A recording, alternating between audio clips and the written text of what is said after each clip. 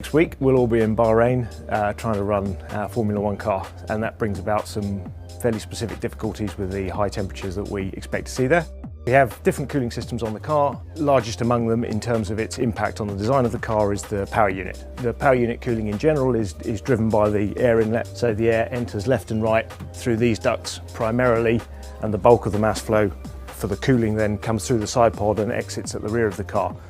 And then we also have the roll hoop, which is primarily engine inlet air for combustion, but also we have some centerline cooling.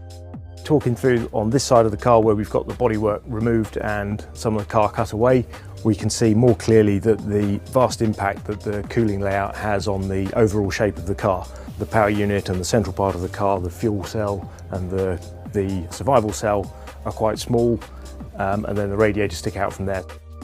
The air inlet is here, and so the air then expands out over this entire area and passes through the radiator, past the fins, and cooling in that short period of time that we are in contact with it. So the radiator is in contact with the air.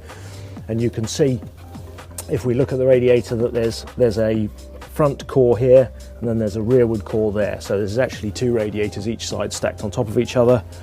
And because of the nature of the power unit and our requirement for fluids at different temperatures, we take off different amounts of water and fluids at different points around the radiators.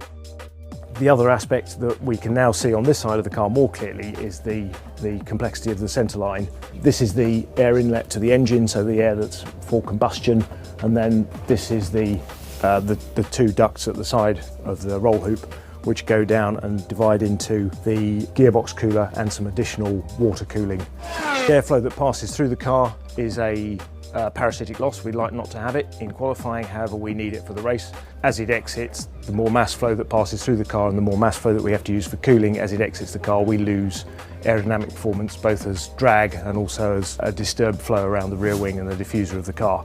The rules of the sport are such that we have to carry the same cooling in qualifying to the race.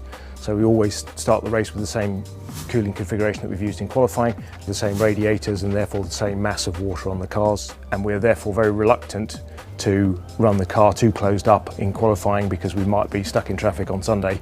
At every race we go to, we try and shut the car down as much as possible, minimise the airflow through the radiators so that we provide just enough power unit cooling to make the race painless, but not to overcool the car, as that will cost us qualifying performance. If we open up the car too much, we can lose tenths of a second in qualifying, and that's extremely painful. But if we can shut down the airflow through the radiators, that alone is aerodynamically worth several tenths of a second in lap time.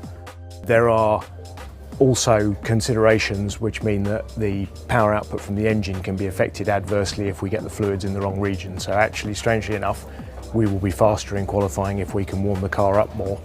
And again, faster in the race if we can get the water and oil at the right temperatures. If we have got the cooling wrong, we have been known to take the precaution in race pit stops of opening up this area. We can shut down these louvers externally, and then that becomes removable in a pit stop, and that's entirely within the regulations. A number of years ago, a lot of people were noticing that there were some tracks where Mercedes were going very well and others that we were quite poor. And we've been looking into those problems. What we started to notice was actually the races where we were good were the ones where we were having a lot of curry, going out to have an Indian before the race, for instance, on Sunday. And the ones where we were bad, they were the countries where that was more challenging.